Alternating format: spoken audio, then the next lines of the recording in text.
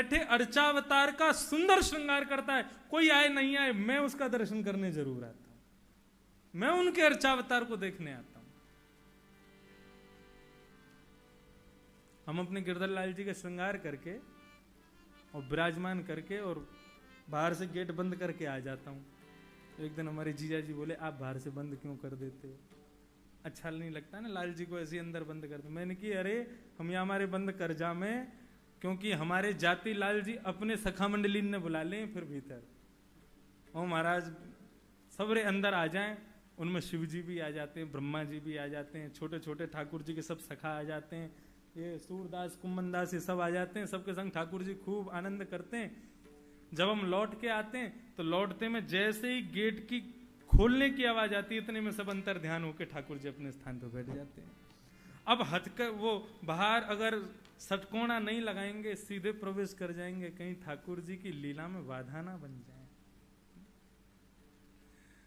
बंधु, अर्चावतार की बड़ी महिमा है। भगवान शिव इस श्लोक के माध्यम से, रुद्र गीत के माध्यम से कह रहे हैं, जो अपने घर के अर्चावतार का खूब प्रेम से पूजन पालन करता है, उस अर्चावतार का दर्शन करने मैं जाता।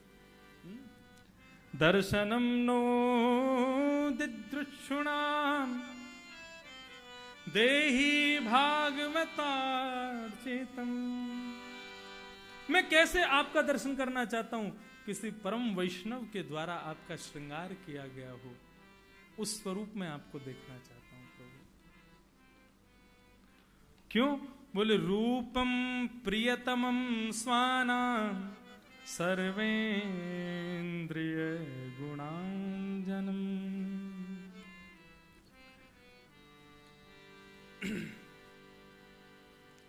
क्योंकि आप अपना श्रृंगार एक सा ही करोगे, लेकिन आपका वैष्णव भक्त वो उसके रोज मन के भाव नए नए होंगे, वो आपको नए नए रूप में रोज तैयार करेगा। इसलिए मैं वैष्णव के भाव से आपका दर्शन करना चाहता हूं प्रभु।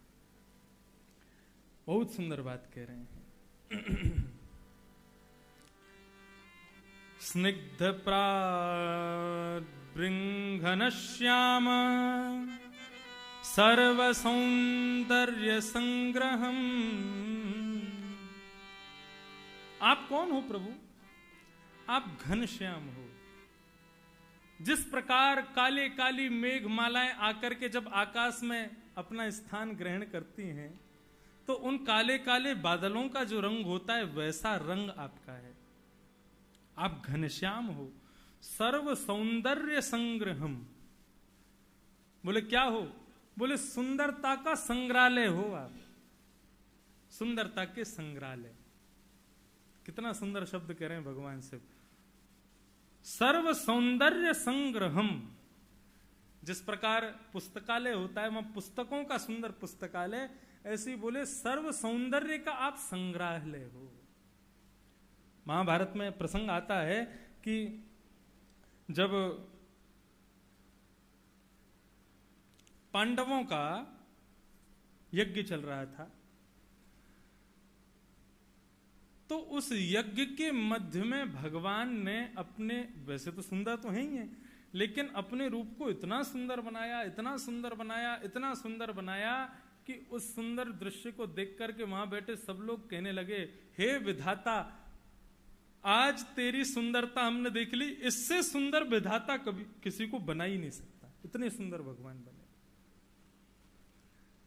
सर्व सौंदर्य संग्रहम। आप सर्व सुंदरता के संग्रह हो। आप पर कोई मोहित क्यों ना होगा? लोग गोपी गीत सुनने के बाद में, रास पंचाध्याय सुनने के बाद में गोपियों पर प्रश्न उठाते हैं कि ये भगवान को प्रियतम मानती हैं, ये भगवान को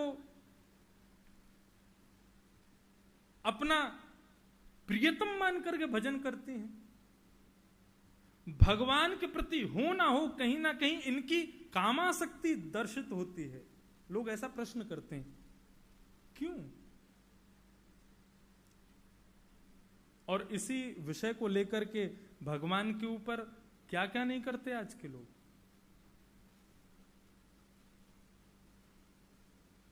कहना नहीं चाहिए ऐसे विषय को, मैं उठाना भी नहीं चाहता, लेकिन आजकल एक कोई सुनने में आया ऐसी कोई एक पिक्चर बनाई है जिसमें एक व्यक्ति के अनेक लोगों के साथ में संबंध है, और उस पिक्चर का नाम क्या दिया? Krishna and his लीलाज।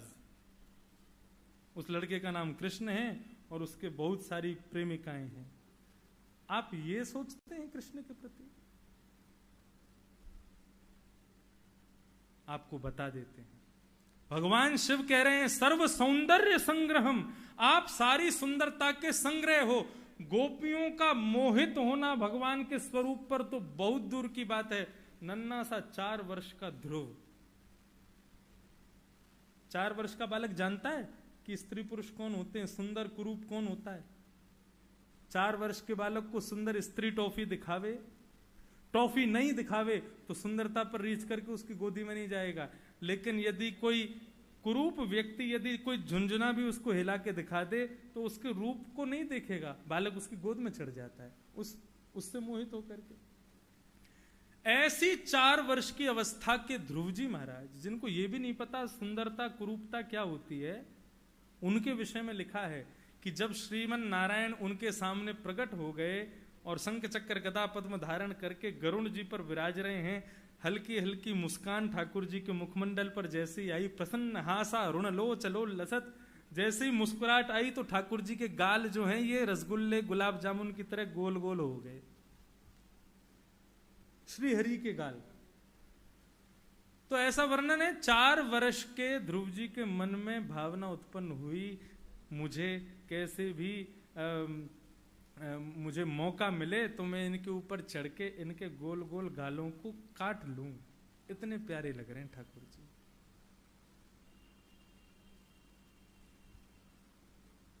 अब उस 4 वर्ष के बालक को जब कृष्ण से प्रेम हो सकता है तो गोपियों को क्यों नहीं हो सकता? भगवान शिव वही कह रहे हैं, प्रभु आपसे प्रेम करना नहीं पड़ता, आपसे प्रेम हो जाता है। सर्व सौंदर्य संग्रहम, आप तो सुंदरता का संग्रहालय हो चलते फिरते।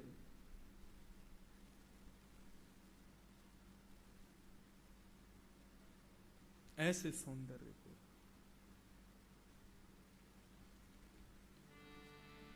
चांद सा सलोना मुख, लटें घूंघरारे हैं,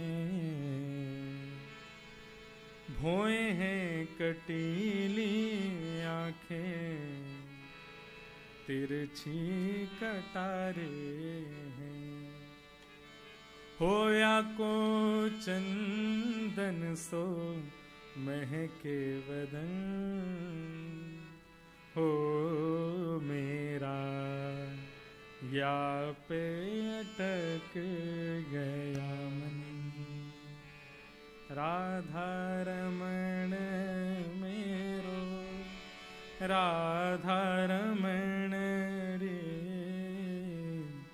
राधा रमण मेरो, राधा रमण। सर्व सौंदर्य संग्रह, आप सर्व सुंदरता के संग्रह हो।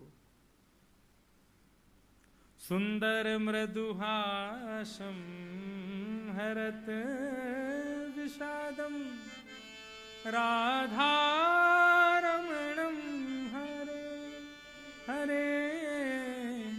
सुंदर मृदुहासम हरत विषादम, आपकी सुंदर मुस्कान देख करके प्रभु हमारे ऊपर कितने भी संकट हों, कितनी भी विपत्तियां हों, आपके प्रांगण में जाकर के आपके सुंदर मुस्कुराहट को देख करके हमारे सारे विषाद, हमारे सारे ताप संताप सब दूर हो जाते हैं।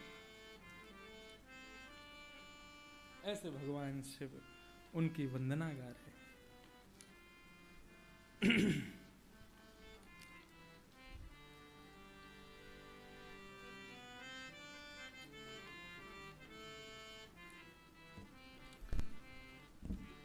पद्मकोश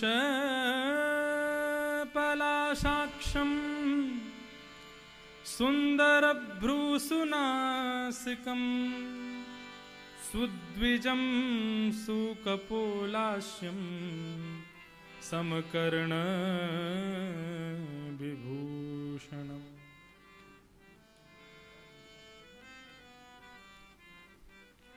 अब यहां एक एक अंग का वर्णन भगवान शिव ठाकुर जी के कर रहे हैं। आप कैसे हैं? पद्म कोश पलाशाक्षम सुंदर भ्रू सुनासिकम, आपकी नासिक कैसे बड़ी सुंदर नासिका है।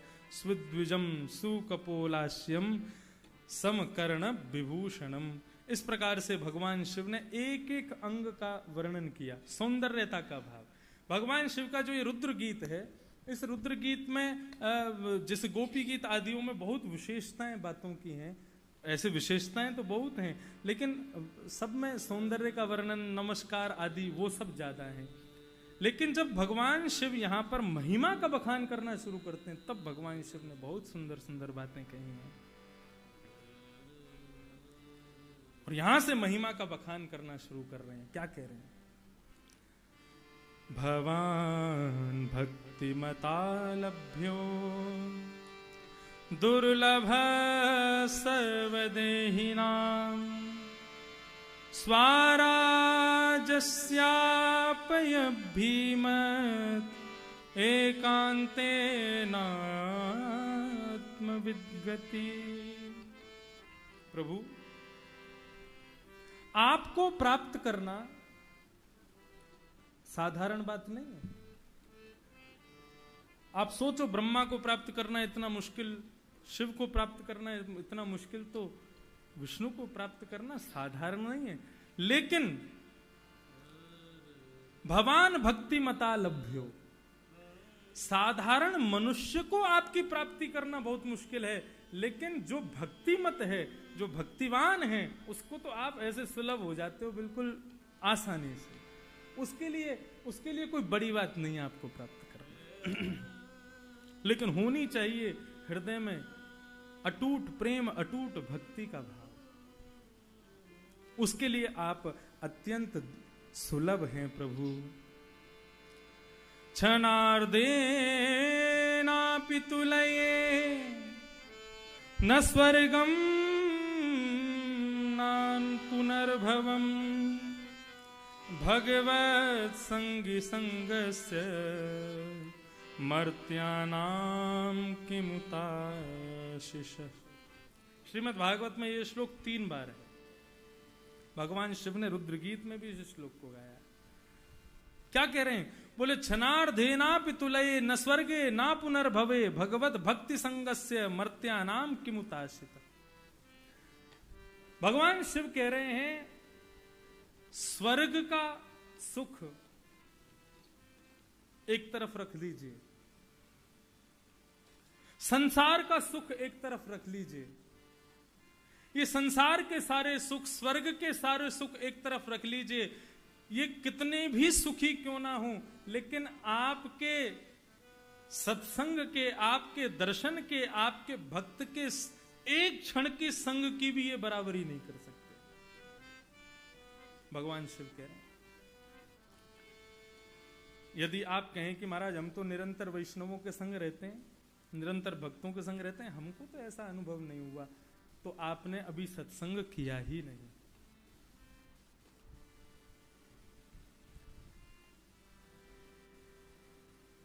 एक भक्त का संग, एक सदग्रंथ का संग, एक कथा श्रवण का संग यदि आपको अत्यंत सुख देता है, तो उसको जान लीजिए वो सुख स्वर्ग और संसार के सभी भौतिक वादों से बहुत ऊपर है।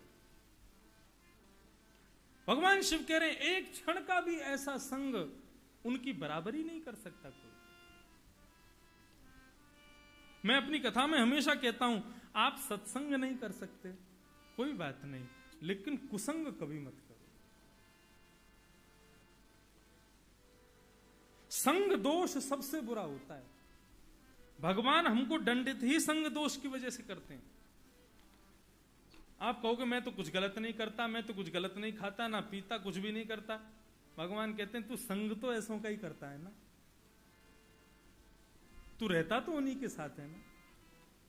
तो क्या करूं? या तो उनको सुधार दे, या फिर उनका तजिए हरि विमुखन को संग, ऐसे लोगों का संग छोड़ दो।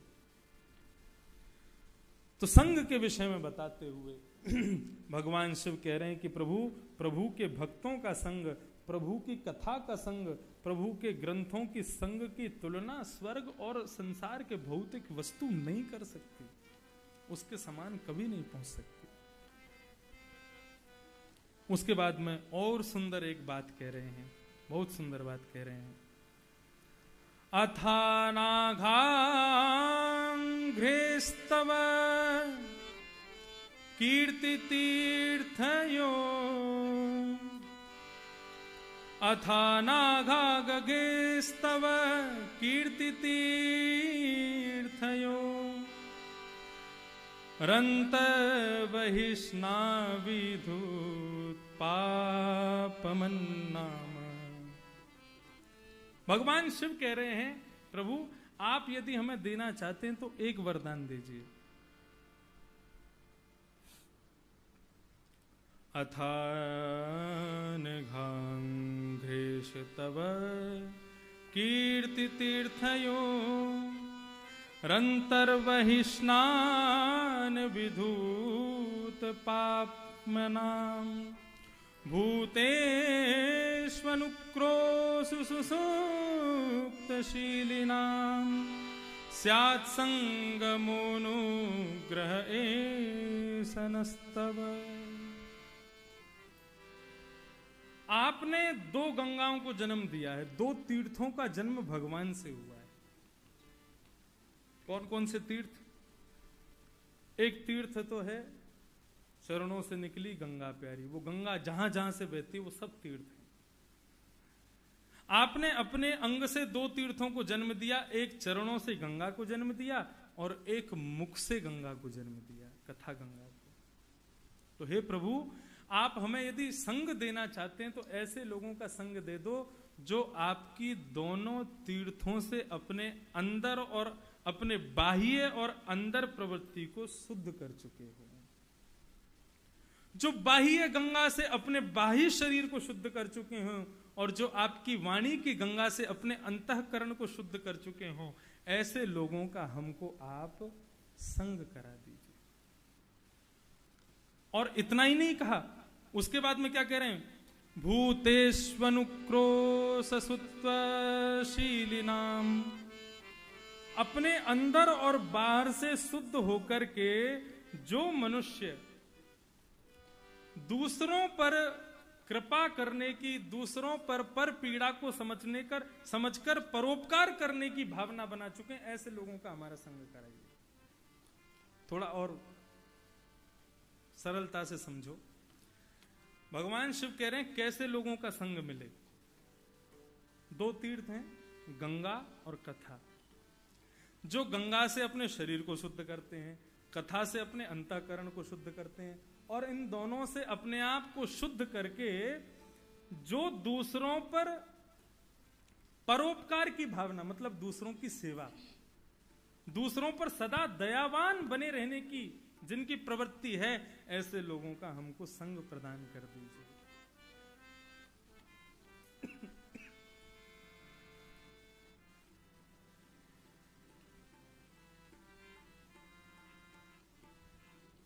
परोपकार के विषय में बहुत जगह बताया गया। वेद व्यास जी महाराज से पूछा गया कि संसार में सबसे बड़ा पुण्य और पाप क्या है। आपने 18 पुराण लिखे, हमको बताइए सबसे बड़ा पुण्य क्या है, सबसे बड़ा पाप क्या है। तो वेद व्यास जी कहते हैं 18 पुराणेषु व्यासस्य वचनद्वयम् परोपकार पुण्याय पापाय परपीडनम। मैंने 18 पुराण लिखे, 18 पुराणों में यही भाव बताया है। सबसे बड़ा परोपकार क्या है? असहाय व्यक्ति की सेवा करना। और सबसे बड़ा पुण्य क्या है? असहाय व्यक्ति की सेवा करना, परोपकार करना। और सबसे बड़ा पाप क्या है? जो तुम्हें अपने लिए बुरा लगता है वो किसी के साथ ना करना, किसी को पीड़ा देना, ये सबसे बड़ा पाप। भगवान शिव कह रहे हैं प्रभु, जो आपके तीर्थों से पवित्र हो चुके हैं और दूसरों पर परोपकार बने रहने की जिनकी स्थिति हो गई है, जो सब पर दया रखते हैं, ऐसे लोगों का हमें संग करा दीजिए। घर में यदि एक व्यक्ति ऐसा हो जाए जो सबकी मदद करता है, सबकी दया करता है, सब पर दया करता है, सबके साथ परोपकार का भाव रखता है, ऐसे व्यक्ति से कभी कभी घर वाले परेशान हो जाते हैं।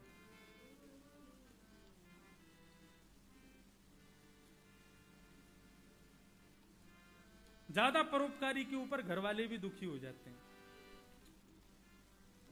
एक भक्त था हम जैसा, वो सब विनोद में कह रहे हैं परोपकार की भावना थी। सत्संग सुनता था, सत्संग में परोपकार की भावनाएं सुनकर के उसके हृदय में परोपकार का ऐसा भाव बना, महाराज राह चलता कोई व्यक्ति हो सबकी सेवा करता था। राह चलते हुए किसी को दिख रहा है कोई भारी सामान उठा रहा है तो कहो तो खुद ही उठा के उसके घर तक रख आता था। राह में कोई दिख जाए कि कोई बेचारा भिक्षुक भीख मांग रहा है, कोई भोजन मांग रहा है, सब कुछ लुटा देता था, अपने पास भले ही ना हो। यहां तक कि ऐसी उसकी स्थिति कि कभी उसके पास धन नहीं होता था, किसी को देना है तो किसी के यहां मजदूरी करके कमा करके उसको दे आता था। इतनी उसकी परोपकार की भावना। करते करते करते पूरा उसने महाराज जो है घर वाले उसके बड़े परेशान, उसके माता पिता इतने दुखी हो गए, बोले कि यार ये इतना परोपकार करता है, इतनी सेवा करता है, इस सेवा से तो अपने बारे में सोचता ही नहीं है। एक दिन अपने पुत्र से कहा बेटा एक काम करो। बोले क्या? बोले हिमालय पे हमारे गुरुजी रहते हैं, वहां स्थान पर रहते हैं, बहुत वर्ष हो गए उनसे मिले भी नहीं है, वो भविष्य कथन बहुत अच्छा करते हैं, उनके पास चले जाओ अपना भविष्य पूछ के आ जाओ। बोले ठीक है, माता पिता आज्ञा कर रहे हैं तो निकल गया। लंबा सफर महाराज, 6-7 दिन हो गए चलते चलते उसको।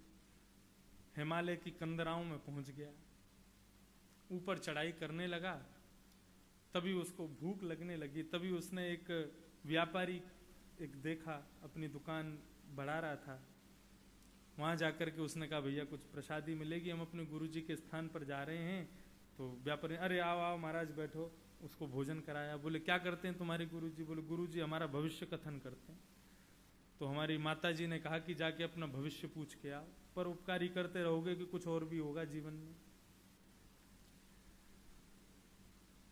अच्छा आपके गुरुजी भविष्य बताते हैं? बोले हाँ। बोले हमारी एक बेटी है, 21 वर्ष की हो गई है, उसका ब्याह करना है, लेकिन बात एक जगह रुक जाती है। बोले क्या? वो हमारी बेटी गूंगी है, खूब इलाज करवा लिया, आप अपने गुरुजी से पूछो ना ये कभी बोल पाएगी कि नहीं बोल पाएगी। ठीक है, अब तो उसको परोपकार की तो उसकी भाव थे, वो बोला जरूर पूछ के आऊंगा, यही तो मार्ग है, लौटते समय आपको बताता चला जाऊंगा। क्या कहा गुरुजी ने? भोजन करके आगे बढ़ गया। आगे बढ़ा तो एक राजा अपना राज्यपाट त्याग करके तपस्वी भेष में आकर के तपस्या कर रहा था। राजा ने सब कुछ छोड़ दिया था, लेकिन उसके पास एक छड़ी थी, वो छड़ी सोने की थी और वो छड़ी उसको बड़ी प्रिय थी। छड़ी में बड़ी मणि और बहुत सारे रत्न लगे थे उसमें। वो छड़ी अपने पास ही रखता था। ऐसा नहीं कि उसकी आसक्ति थी उसमें, लेकिन पहाड़ पर चढ़ने के लिए कुछ तो चाहिए, तो उसने अपनी छड़ी जो राजपाट भेष में था वही छड़ी ले आया। तपस्वी था, एक छोटी सी कुटिया में रहता था राजा। तो उस व्यक्ति ने सोचा कि अब गुरुजी का स्थान तो दूर है, रात में यहीं सो जाऊंगा। तपस्वी के पास पहुंचे, बताया कैसे आए, कहाँ जा रहे हैं सब, तो उन्होंने स्थान दे दिया। बोले क्या करते हैं तुम्हारे गुरुजी? बोले गुरुजी हमारे भविष्य कथन करते हैं, भविष्य पूछने जा रहे हैं। तो बोले हमारा भी पूछ लेना। बोले क्या? हम तपस्या कर रहे हैं 20 वर्षों से, हमें मुक्ति कब मिलेगी, मोक्ष कब मिलेगा, जरा हमें पूछ के आना हमारे लिए। बोले बिल्कुल पूछ के आऊंगा, लौटते समय आपको बता दूंगा। प्रातः काल का समय निकल पड़ा, दोपहर का समय हुआ, गुरुजी के स्थान पर पहुंच गया। महाराज भीड़ लगी थी वहां पूछने वालों की, लंबी लाइन लग रही थी। गुरुजी के स्थान पर पहुंचने से पहले एक विशाल काय सर्प काला नाग उसके सामने खड़ा हो गया। नाग ने प्रणाम किया। बोले भैया बड़ी दूर से आए हो? बोले हाँ जी, आ तो दूर से ही रहे। गुरुजी के पास जा रहे हो? बोले हाँ। बोले वहां बहुत भीड़ है, मुझे तो कोई जाने नहीं देगा, सर्प समझ के सब मार के भगा देते हैं, हमें भी भविष्य पूछना है। बोले क्या पूछना है? बोले हमें ये पूछना है, मैं सर्प योनि से बहुत दुखी हूं, हजारों वर्ष हो गए मुझे इस योनि में, मैं इस योनि से मुक्त कब हो पाऊंगा, मुझे बताओ। उस सर्प के यहां पर एक मणि थी। बोले हाँ जरूर, पूछ के बताएंगे। अब गुरुजी के पास बेचारा लंबी लाइन में लग करके पहुंच गया। 4 प्रश्न थे, एक अपना भविष्य, एक व्यापारी की बेटी का भविष्य, एक तपस्वी का भविष्य और एक सर्प का भविष्य। गुरुजी के पास जैसे ही पहुंचे तो चेला जी जो थे उन्होंने कहा कि गुरुजी ने आज नया नियम बनाया है कि 3 से अधिक प्रश्न नहीं कर सकता कोई, बस 3 प्रश्न करिएगा, चौथा प्रश्न नहीं होना चाहिए। अब वो क्या बोलेगी, अब क्या करूं मैं? एक मेरा प्रश्न और 3 राहबरों का प्रश्न, 4 प्रश्न है मेरे पास। तो अब वो ठहरा कौन? परोपकारी। उसने कहा अपना भविष्य तो चलो देख लेंगे कभी। वो 3 लोग बेचारे आस लगा के बैठेंगे, लौट के जाऊंगा तो पूछेंगे, उनका भविष्य पूछ लेते। बोले गुरुजी, व्यापारी मिले थे, उनके यहां भोजन किया था, उनकी बेटी गूंगी है, वो कभी बोल पाएगी, उसका ब्याह होगा कि नहीं होगा? गुरुजी ने कहा कोई बढ़िया संपन्न लड़का मिल जाए, जैसे ही उससे पानी ग्रहण करा देंगे, पानी ग्रहण करते ही उसकी वाणी वापस आ जाएगी, बता देना, ब्याह होते ही वाणी आ जाएगी उसकी। बोले ठीक है। बोले एक तपस्वी मिले थे, वो पूछ रहे हैं उनको मुक्ति कब मिलेगी, मोक्ष कब मिलेगा? बोले तपस्वी पहले राजा था, राजपाट तो त्याग आया, लेकिन अपनी सोने की छड़ी लेकर के साथ आया है। उससे कह दो छड़ी को जिस दिन छोड़ देगा उसी दिन वो मुक्त हो जाएगा। ठीक है। बोले आपके आश्रम के बाद एक सर्प मिला था, वो पूछ रहा है मैं सर्प योनि से कैसे बचूंगा? बोले उसको कह दो उसके माथे पर एक मणि है, उस मणि को निकाल दे, जैसी मणि निकलेगी सर्प योनि से मुक्त हो जाएगा। तीनों को प्रणाम करते हुए और वो आ गया।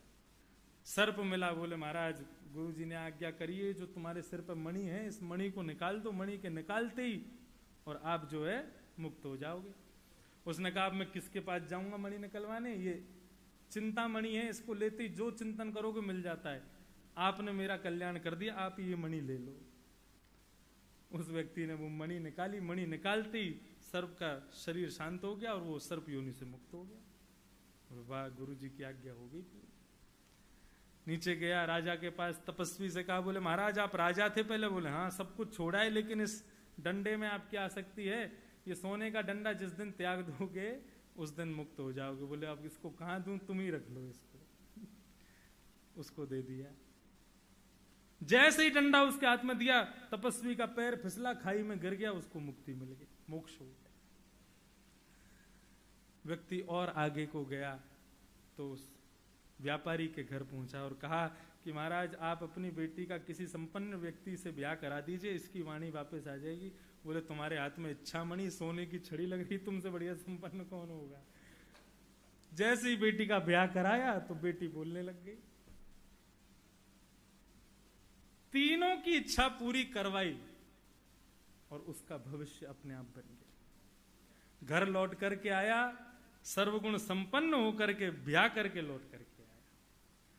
तो भगवान शिव यहां गलत नहीं कह रहे हैं।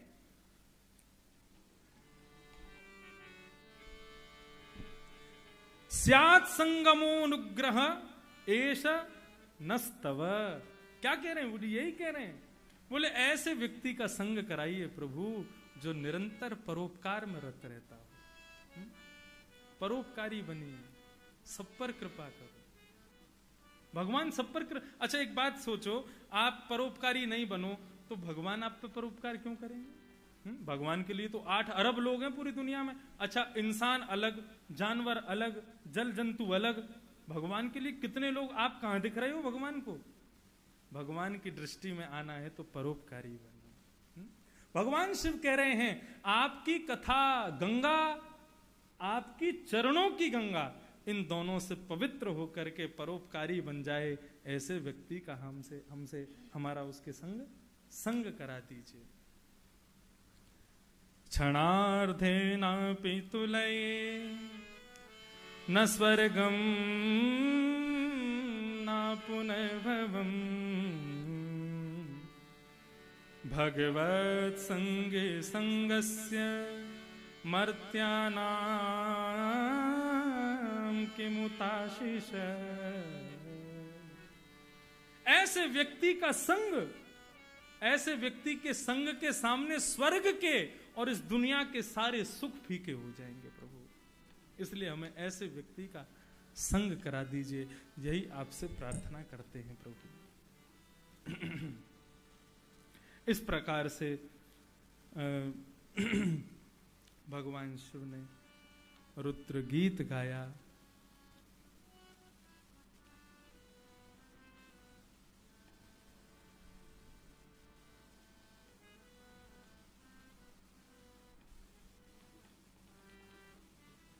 और रुद्र गीत गाते गाते भगवान शिव ने प्रचेताओं को कहा कि ये जो मैंने गीत तुमको सुनाया है, इस गीत का निरंतर स्मरण करना, इस गीत का निरंतर स्तवन करना, तुम्हारी मन की जो इच्छा होगी,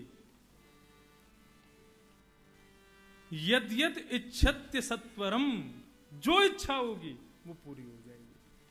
प्रचेताओं ने कहा, श्रीमन नारायण को पाने के अलावा हमारी दूसरी कोई और इच्छा नहीं है प्रभु। एक ही इच्छा है कि वे हमको मिल जाएं, वे हमारे हो जाएं, बस यही आपसे प्रार्थना करते हैं। यहां पर भगवान शिव ने एक श्लोक में और एक सुंदर बात कही है। प्रमत्तमुच्चरेत कृत्य चिंतया प्रबुद्ध लोभम विषयेषु लालसम त्वं प्रमत्तः सहसाभिपद्यसे शुल्लेलिहानो हरिवाकुमंतक। क्या कह रहे हैं? इस रुद्र गीत के माध्यम से बताए गए जो जो भाव हैं, उनसे मैं मानव को केवल इतना बताना चाहता हूं कि अपने घर में बैठे अर्चावतार की इतनी सेवा करो कि जब अंतिम समय आवे तो भगवान काल रूप धारण करके नहीं आवे। जिस प्रकार गजेंद्र की रक्षा करने गरुण पर बैठ करके भगवान पधारे हैं, ऐसे भगवान आवे। भगवान कौन है? भगवान काल है। यहां पर पता क्या लिखा है? यह लिखा है कि व्यक्ति सदैव क्या विचार करता है, मैंने क्या क्या कर दिया, मैं क्या कर रहा हूं और मुझे क्या करना है। केवल इन्हीं का विचार करता है, लेकिन यह भूल जाता है कि एक दिन भगवान काल रूप धारण करके आएंगे। बोले जिस प्रकार से सर्प मेढकों को और चूहों को जीव निकाल करके चट्ट कर जाता है, ऐसे ही भगवान कभी उनकी भ्रगुटी टेढ़ी हो गई तो ऐसे ही हमको भी चट्ट कर जाएंगे। तो इसलिए क्या करो? बोले रुद्र गीत आदि इन भागवत के सुंदर गीतों के माध्यम से इतना स्तवन करो कि भगवान काल रूप धारण करके नहीं आवे। शंख चक्र गदा पद्म धारण करके भगवान गरुण पर बैठ करके तुमको बिठा के ले जाने के लिए आए। श्रीमद् भाग मैं हमेशा कथाओं में कहा करता हूं, भागवत आपने सुनी है, इसका प्रमाण क्या है? कि मृत्यु का भय दूर हो जाए। भागवत का सबसे बड़ा प्रमाण यही है कि मेरे हृदय से मृत्यु का भय दूर हो जाए। और वो मृत्यु का भय कैसे दूर होगा? मृत्यु से डरते कौन है? जिनको ये लगता है कि मृत्यु के बाद यमराज पकड़ के ले जाएगा। लेकिन जो ये सोचेंगे कि मृत्यु मृत्यु नहीं है, श्री राधा रमण जी हमारे प्रियतम हमको लेने के लिए आएंगे, ऐसे लोगों के लिए मृत्यु मृत्यु नहीं, प्रियतम का बुलावा हो जाएगा।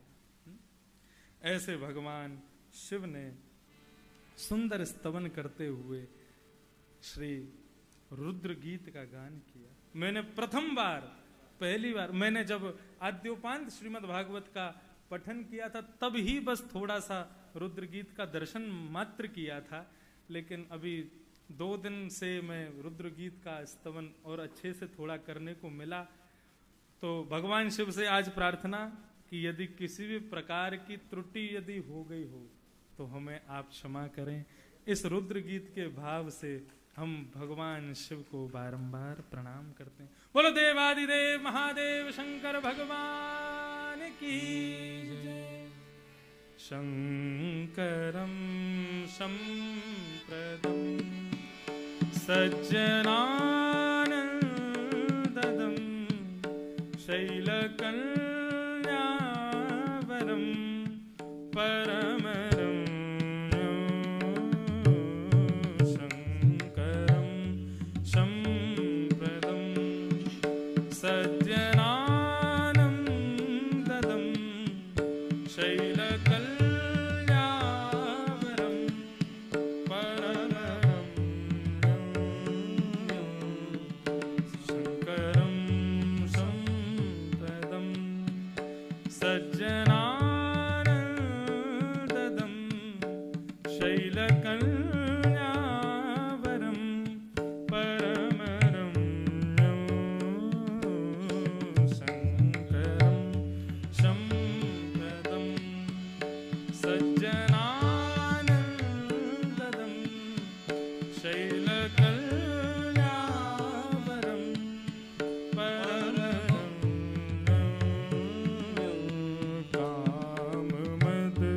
काममदमोचनं ताम्रसलोचनं वामदेवं भजे भावगम्यं शङ्करं शम्प्रदं